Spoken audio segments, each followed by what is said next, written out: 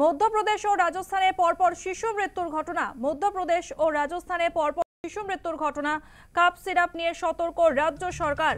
দুই রাজ্যে সিরাপ সরবরাহকারী সংস্থা, ওই সংস্থা এ রাজ্যেও ওষুধ কি দেয় জানতে বিভিন্ন ওষুধ ডিস্ট্রিবিউটরকে বলা হলো। খোঁজ খবর শুরু করেছে রাজ্য ড্রাগ কন্ট্রোলও। আমাদের সঙ্গে ফোন লাইনে রয়েছে প্রতিনিধি মৌমিতা মিত্র। মৌমিতা, রাজ্য ড্রাগ কন্ট্রোল সূত্রে কি খবর পাচ্ছ?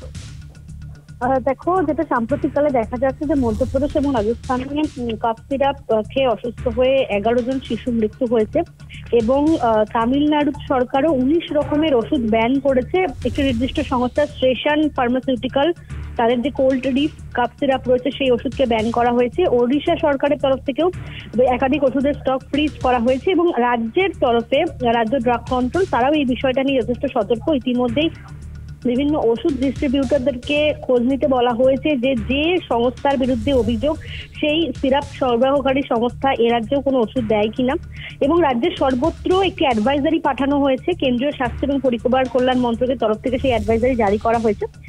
মূলত যে কাপ সিরাপ গুলো নিয়ে বিতর্ক বা যে কাপ সিরাপ সেবন করার ফলে শিশুরা মৃত্যু হচ্ছে শিশুদের, সেই কাপ সিরাপ বিক্রি করার ক্ষেত্রে একটা নিষেধাজ্ঞা জারি করা হয়েছে বেঙ্গল কেমিস্ট অ্যান্ড ড্রাগিস্ট অ্যাসোসিয়েশনের তরফ থেকে।